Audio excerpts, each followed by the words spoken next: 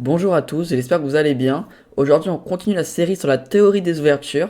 Donc, après avoir vu E4 et énormément de possibilités contre E4, on a vu comment jouer contre. Ensuite, on a vu la bird, on a vu l'anglaise. Et aujourd'hui, on va regarder D4. Donc, on a commencé D4 avec l'Est indienne. D'ailleurs, n'hésitez pas à aller regarder les vidéos. On a vu l'Est indienne, on a vu la catalane. Et aujourd'hui, on va voir le gambit dame. Ensuite, on verra la Benoni, le système de Londres et le gambit Benko.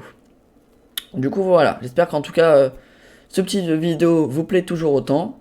Et moi, je vous souhaite un bon visionnage. Tac. Ok, donc juste avant que la vidéo commence, d'ailleurs, n'hésitez pas à liker et vous abonner si c'est pas encore fait. Et on y va. Ok, du coup, donc je joue D4. Si mon adversaire me joue cavalier F6, on sait qu'on joue C4. Sur G6, on connaît, on a vu, grâce aux précédentes vidéos, sur E6 aussi. Sur C5, on verra ça dans la prochaine vidéo. Si votre adversaire vous répond D5, ici, moi je vous propose le gambit dame, C4. On va donc faire un gambit, on donne ce pion si l'adversaire veut le prendre, mais il n'est pas obligé de le prendre. Il peut jouer prise, il peut jouer E6, il peut jouer la slave, il y a plusieurs possibilités. On va commencer par prise, on va se dire ok, je vois un pion en l'air, je le prends. Comment faire contre les joueurs qui prennent? Donc ici directement, on peut se dire comment je récupère ce pion? Potentiellement dame à 5 échecs pour le récupérer, sauf que le problème c'est que la dame en C4, elle sera pas hyper bien placée. Du coup ici, on va faire E4.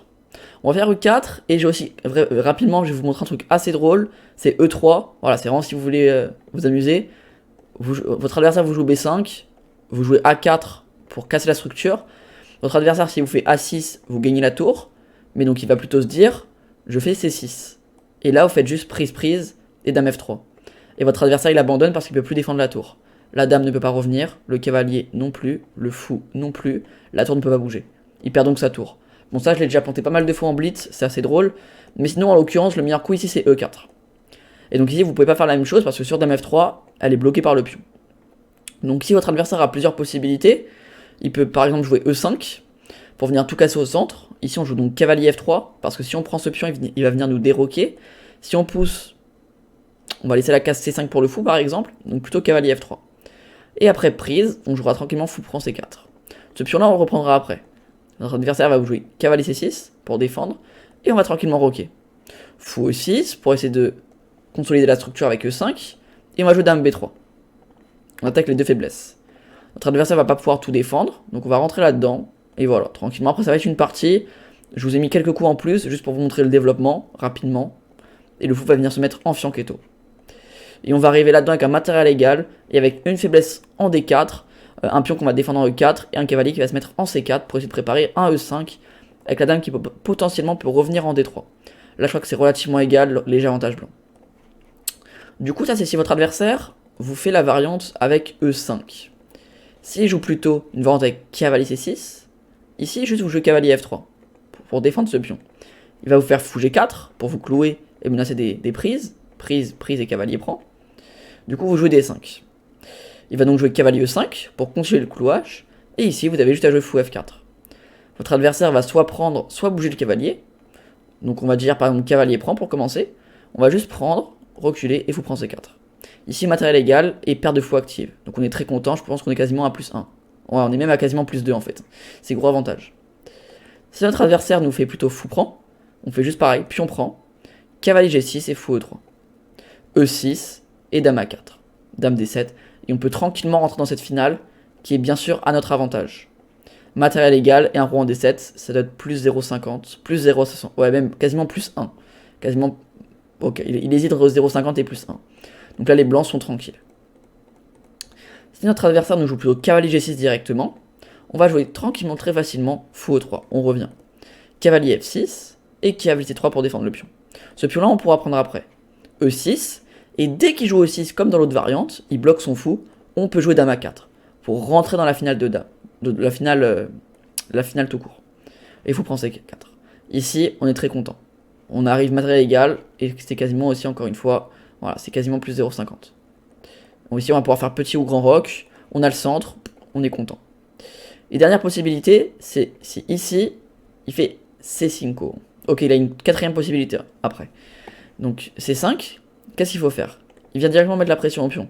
Si on prend, il nous déroque, donc on va pousser. Il va donc faire E6, et on va pouvoir jouer Quai C3 pour défendre le pion. Cavalier F6, et cavalier F3. Et après prise, on pourra jouer E5. L'idée, c'est dès qu'il va prendre, on joue E5, le cavalier va devoir reculer, et on va pouvoir venir gagner énormément de temps sur la dame. Bam, j'attaque directement. S'il vient ici ou ici, qui prend D5. Du coup, il va jouer fou E7. Prise, prise, qui prend D5. J'ai encore un pion de moins, mais je vais le récupérer ici. Et là, c'est matériel égal, avec beaucoup plus d'activité, et on est très tranquille sur quasiment un +1. Voilà, c'est pépère. Et dernière variante, c'est si ici il joue B5. Après avoir pris ce pion et qu'on ait joué E4, il peut aussi jouer B5 pour défendre ce pion. Comme je vous l'expliquais tout à l'heure avec la vente avec le pion E3. B5, on va donc jouer A4, encore une fois. Sur A6, on gagne la tour, comme on l'a dit tout à l'heure. Et s'il fait C6, on ne pourra pas faire prise-prise dame F3, parce que là, le pion va bloquer la dame. Du coup, on va plutôt jouer cavalier C3, pour menacer prise. Les noirs vont donc pousser leur pion, et on va revenir en A2. On attaque celui-là. Là, ici, les noirs jouent cavalier F6. Pourquoi? Parce que si on prend ce pion, ils prendront celui-là. On va donc devoir jouer E5 et cavalier D5 pour défendre ce pion. Et on va pouvoir prendre ce pion en C4. Les noirs vont sûrement se développer avec E6. Et on va pouvoir tranquillement développer nos pièces. Cavalier F3, fou E7, fou D2. Voilà, peut-être un A5 pour consolider comme le pion va rapidement être en l'air. Et là, on recycle le cavalier très facilement en B3. Plus tard, peut-être la case C5, petit roc, et on attaque. Et donc là, ça va nickel. Donc ça, c'est si votre adversaire prend le pion. Vous voyez que s'il accepte le gambit, c'est des variantes assez agréables. Maintenant, on va passer à s'il nous fait une slave. Donc une slave, c'est quand il va faire C6 et il défend son pion. De la colonne C. On joue D4, D5, C4, C6. Donc ici, on va jouer cavalier F3, il va jouer cavalier F6, et on va jouer C3. On développe les cavaliers. On développe souvent les cavaliers d'abord dans l'ouverture, parce que les cavaliers, quasiment 100% des cas, ils vont toujours venir en F3 et en C3. Alors que les fous, on sait jamais s'il faut plutôt les jouer tranquille, en E2, en D2, plutôt en F4 pour prendre la diagonale, plutôt en C4 parce qu'on va attendre qu'il prend, plutôt en G5, est-ce qu'il faut pas faire des fianchettos? On sait jamais trop rapidement. Du coup, c'est pour ça que souvent, on développe d'abord les cavaliers. Du coup, E6, et on fait tranquillement fou H5. Ici, il peut jouer plusieurs variantes différentes. Il peut jouer Quai D7 déjà, par exemple. Ici, on va juste jouer E3, tranquillement se développer d'une manière assez basique. On mettra un fou en D3, la pression sur H7, prise, prise, cavalier D5, et on peut tranquillement rentrer là-dedans, sans trop se casser la tête. Voilà. Ici, on est beaucoup mieux parce qu'on va jouer E4, E4, E5, voilà, on va jouer sur le roi. C'est hyper agréable. Donc ça, c'est s'il fait Quai D7. S'il joue plutôt D prend C4, ici, on va jouer E4. Il peut pas prendre parce qu'il est cloué. Les noirs vont donc jouer B5 pour consolider leur pion, et on va pouvoir jouer E5. Ici, on sait qu'on va gagner une pièce, sauf que non, parce que les noirs peuvent jouer H6. H6, si je prends là, il prend là. On va donc reculer, et quand les noirs feront G5 pour enlever le clouage, on fera cavalier prend G5. Puis on prend et fou prend. Et là, on va gagner la pièce. Donc cavalier D7, et puis on prend. Ici, les noirs vont sûrement jouer fou B7, ils sont pas obligés de reprendre direct, parce que sinon ils vont se prendre dame F3, etc. Surprise, je pense qu'il y a dame F3 qui fait très très mal. Ah, même pas. C'est pas hyper mal. L'ordi dit qu'il peut jouer fou E7. Ouais, non, en fait, il a pas de souci. Ici, il faut pas jouer dame F3. Juste un petit A4 pour casser la structure. Mais du coup, ouais, c'est quand même mieux de jouer fou B7. Le pion, il pourra le prendre après. Et voilà, juste, on va faire le fianchetto. Et s'il fait rien, on joue le fianchetto. Et s'il fait C5 pour venir nous agresser directement sur la tour, on jouera D5 pour tout fermer. Voilà, et là, ça va. Et là, ça va tranquillement. Et s'il fait H6, on termine avec H6. Qu'est-ce qu'on peut faire sur H6? Et bah tout simplement ici sur H6, on va pouvoir tranquillement revenir en H4. On peut aussi prendre ou revenir en H4. Ça va dépendre. Soit on garde le clouage, et après on jouera ça tranquillement. Soit on peut aussi prendre, dame prend, et E3. Pareil, voilà, tranquille. Il n'y a pas trop de difficultés. On met le roi à l'abri, et ensuite on va pouvoir prendre de l'espace. On prend le centre. Sur toutes les variantes où les noirs acceptent le gambit, on a vraiment le centre et c'est assez agréable. Du coup ici, E5 et D5. Ok, B6, fou B3. Fou G4, tour C1. Voilà, et c'est assez facile à jouer. Donc ça, c'est si il faisait C6. Il faisait le fianchetto.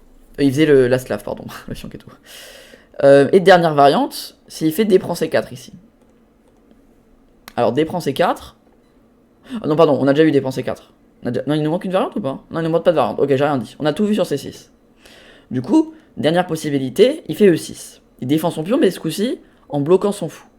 Et sans pouvoir activer sa dame en B6 ou en A5. Donc E6, on va jouer Quai C3. Directement, on met une pression au centre. Il va donc faire cavalier F6, on va faire cavalier F3. Il va donc jouer C6. On peut se dire que ça ressemble à la slave, sauf que là le fou est coincé. Donc c'est une semi-slave. Quand les noirs jouent ça avec le fou coincé, c'est une semi-slave. Quand les noirs jouent juste seulement avec cette structure-là, c'est une slave. Du coup, ils peuvent jouer C6 ou fou E7. Sur fou E7, on peut jouer tranquillement fou G5, petit roc et E3. Voilà. Ça va beaucoup se ressembler, les variantes. Souvent, on joue avec le fou en D3, la dame en C2. Et sur prise, tranquillement. Voilà. Ça va ressembler à la variante de tout à l'heure. C'est d'ailleurs la même. Tour C1, qui prend C3 et pion prend. On peut aussi jouer ici E4, cavalier prend, pion prend. Et ça va. Et autre possibilité aussi, s'il fait fou B4 ici. Fou B4, directement il met le clouage. Et bon, on va juste jouer fou G5. Et sur H6, encore une fois, prise et E3. Petit roc. Pour éviter de se faire doubler les pions, on va plutôt peut-être... Enfin, comment dire, c'est pas pour se faire... C'est pas pour éviter qu'on se double les pions, mais dame B3 en fait, ça force les noirs à prendre. Alors que si on joue un coup comme fou D3, les noirs ils peuvent directement peut-être faire prise C5, et c'est déjà moins agréable avec le problème sur les clouages par ici. Du coup, dame B3 on le force entre guillemets à prendre, et on fait pion prend. Pion prend pour ouvrir la colonne B. Tour D8 et fou D3. Voilà, tranquillement. Et dernière possibilité, s'il fait C6. Donc la semi-slave, je vous en parlais tout à l'heure. Comment jouer contre la semi-slave? Et bah tout simplement, on fait E3. Encore une fois, ici on joue pas fou G5, parce que si on développe trop rapidement le fou, lui il va pouvoir contre-attaquer avec dame A5, fou B4, cavalier E4. On aura vite un problème sur ce clouage là. Du coup on joue E3, il nous joue donc quai D7 et on joue dame C2. Fou D6, fou D3, toujours la même position. Si les noirs prennent, on va juste reprendre, B5, fou D3, fou B7, et encore une fois, petit roc et E4.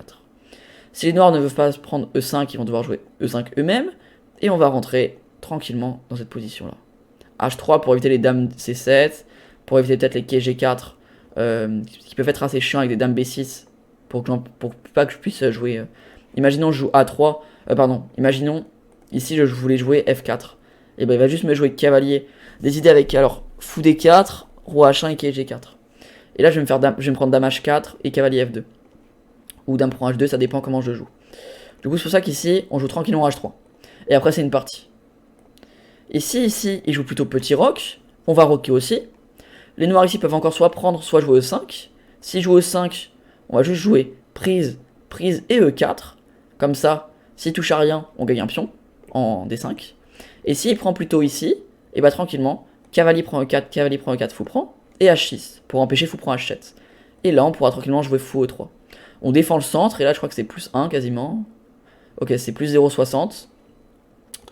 Et autre possibilité, s'il prend plutôt ce pion-là, et bah ici, pareil, tout simplement, cavalier prend D5, cavalier prend, E prend, menace fou prend H6, fou prend H7, du coup, cavalier F6, et cavalier prend D4, cavalier prend D5, et fou prend H7. Et j'ai un pion de plus. Roi H8, fou E4. Et on est très content. Si il fait plutôt ici D prend C4, on va juste faire fou prend. Encore une fois B5 et fou D3, les mêmes idées. Fou B7 et E4, ça va ressembler à la même position que tout à l'heure, ça va d'ailleurs être la même position. E5, prise, cavalier prend, fou prend. Et on avait dit avec H3. Donc ici d'ailleurs je vous ai mis l'étude chess.com dans la description si vous voulez revoir ce qu'on regarde actuellement. J'ai d'ailleurs mis une partie où j'ai marqué donc plan intéressant plus magnifique fin de partie de Alexei Sarana contre Mikhail Kobalia en 2021. Donc n'hésitez pas à aller dans la description de la vidéo si vous voulez retrouver cette étude et cette partie. Vous pourrez tranquillement regarder ça de votre côté aussi.